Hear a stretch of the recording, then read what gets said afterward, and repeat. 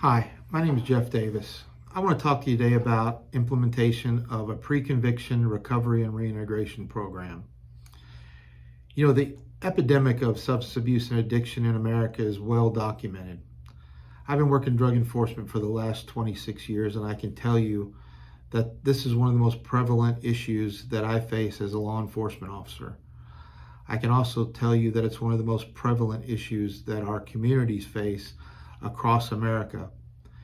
The trail of broken lives and death that follows this epidemic is rising and will continue to rise most likely unless we come up with a solution.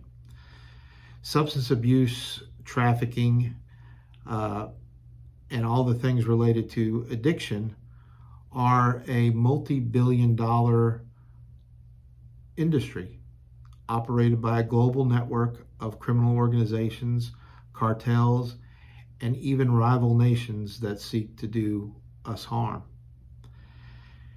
The accepted response by law enforcement has historically been zero tolerance, mandatory minimum sentencing. Those responses have only led to our jail incarceration rate to be the largest in known history. It hasn't served to actually address the core issue, which is addiction. Something that I think that really got me thinking in this direction was the fact that only 10% of the people incarcerated in county jails across our country will eventually be sentenced to do time in prison. Prison has some benefits, believe it or not. One of those is we have decided that rehabilitation of people in prison is really, really important. So we've spent millions of dollars providing these services to incarcerated people in prison. The bigger number that I want to talk about today is the 90% number. That 90% number is a number that includes people that are returning to our communities from our county jails. So those are people that are going to be arrested, placed in the county jail, that are going to be returned to our communities through probation, bond, or plea agreement. They're going to be our neighbors, they're going to be our co-workers, but they're going to be in our community. Without services, they are going to be no better off than the day that they were arrested and placed in that county jail. So when we think about that, that's something that we really need to consider is we have this huge number, this 90% number that are going to be coming back to our communities that are going to be people that we're going to deal with on a regular basis, whether it be law enforcement or just the citizens. So let's put that number in perspective.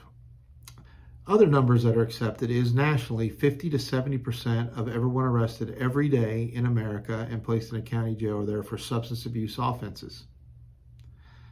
Another number that's important is that 10 to 20% of people that are going to be in our county jails every day across America are there for crimes associated with addiction.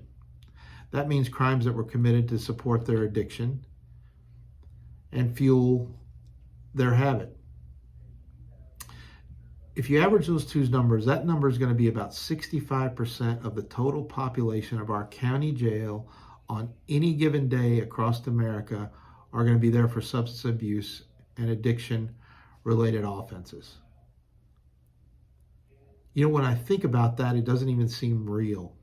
But I know those numbers are real, not just through the reporting of the National Sheriff's Association Ignite program, but because of my experience and what kind of problem I recognize this has been historically for our communities and for law enforcement. As law enforcement, our job is to enforce the law, is to go out and catch people that are committing crimes and to put them in jail.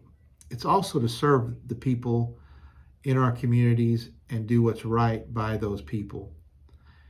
In realizing that, I realized early on I was not going to rest my way out of the problem. So then I started looking at additional and alternative solutions to the problem that I identified of substance abuse and addiction. I came across a program that is called The Solution. The solution is a program that is a subscription-based program. The program sends a video through subscription into the county jail without any interruption to the safety, security, or operation of that facility that the participants can watch. These videos are educational. They talk about not just the recovery aspect, but also the reintegration and leadership aspect of the program. After the lesson is viewed, then they are directed to a WebEx type setting where they're able to participate in a live WebEx with a trained facilitator that will walk them through the lesson and provide context for them as to how the lesson applies to their recovery and also to them reintegrating into the communities where they live.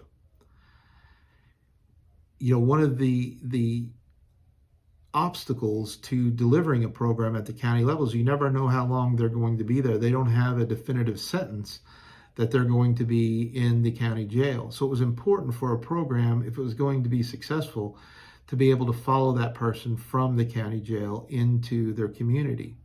This program does follow them. They are able to assume the subscription, pay for the subscription, and participate in the program just as they did while they were incarcerated in the county jail, only it will be at their expense, the reduced expense that we are also giving to the county jail.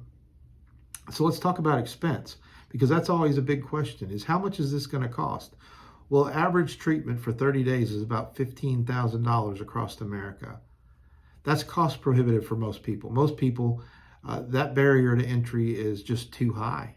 So treatment is looked at the rich person's, opportunity, but people like you and I don't have an opportunity to even participate in treatment because it is so expensive. In this case, the expense is about what it costs to feed an inmate a day, which is about $7 to $10. So in the initial phase, in the incarceration phase or the pre-conviction phase in county jails, we're able to allocate funds that are either budgeted funds, commissary funds, possibly seizure funds. But one of the biggest areas that we have available funds from is the Opioid Settlement Fund, which was a fund that has been allocated as a result of lawsuits filed across the country on drug manufacturers and distributors of opiates in our country that harmed our people. So this program can be presented to people in your county at the cost of almost zero when you take into account the funds that are available for a program. This is something that will bring recidivism rates down. This is something that will reduce your crime rate. It will make your community safer.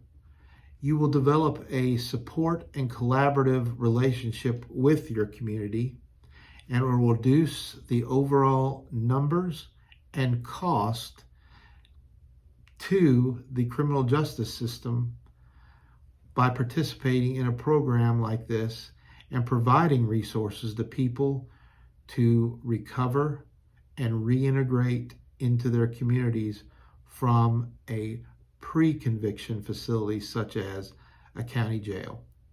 I provided my contact information for you. If you'd like to talk to me further about this program, please contact me. I'll be glad to talk to you about how we can bring the solution to your jurisdiction today. Thank you.